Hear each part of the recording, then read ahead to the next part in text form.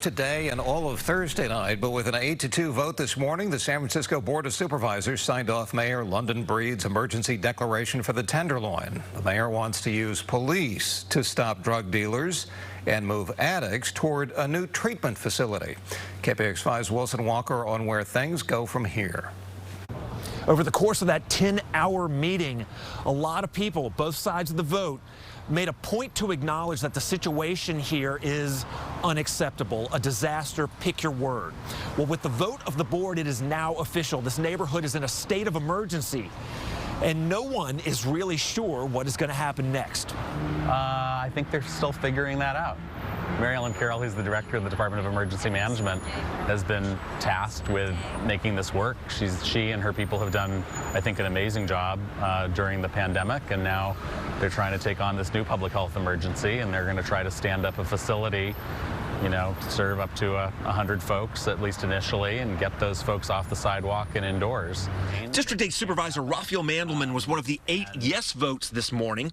You know, the bureaucracy's hard, and figuring out how to do this legally, how to bring the different departments together, that's gonna be the hard part. You know, the truth is that we have a united group on our incident management team that have very disparate views about how to approach these problems. That's the truth. But supporters of the mayor's plan say, in some respects, the challenge is not impossible. Randy Shaw is head of the Tenderloin Housing Clinic. I actually think the discussion and the debate last night made things more complicated than it really is. I mean, 90% of the problem is drug dealers, not drug users, not homeless people, drug dealers. And if they're arrested or they're deterred from being there, you're going to see a vastly improved Tenderloin in a very short amount of time. The initial push in the Tenderloin will last 90 days. It's expected to start in mid-January. And if nothing else, the mayor has compelled some kind of action on what everyone agrees is a crisis.